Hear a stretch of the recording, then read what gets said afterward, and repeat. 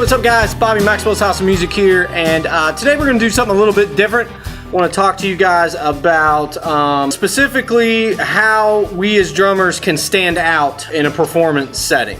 So if you've ever seen this kind of cool little stick twirl here, I'm going to kind of show you how to do that and like how to apply that to your playing. When you're playing in a band, your guitar player can act like a rock star. He can put his foot up on the monitor, point at the crowd, whatever. Same thing with the singer, the bass player. They're totally mobile.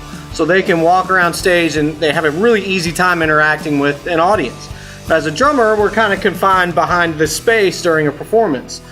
So there's a ton of things that we can do as drummers that will help us stand out and help our playing stand out so that people notice us as well when we're behind the kit. So the thing is, kind of the golden rule of ever doing a stick throw and catch or a stick twirl or whatever it is if you throw it in time, you catch it in time. If you twirl it in time, you catch it in time.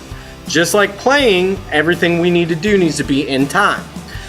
So to do the twirl, I kind of will put my two fingers in between the stick like this, and then a lot of people think it's like a wrist motion, but it's actually not. You're actually just rolling the stick back and forth until you get it going pretty fast.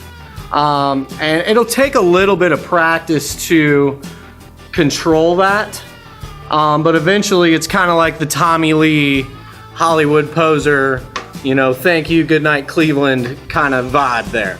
But this is the easiest one to do, and it's the one that I see most drummers do. So practice that first and get a good twirl before you apply it to your playing. You want to make sure that you're able to control the stick. You're going to drop a ton of sticks. It's going to happen. Don't attempt it on stage unless you know you have it down. But this is definitely something fun to try and practice and play at home. And it makes you look really cool when you play. Okay, I'm going to do it really slow for you.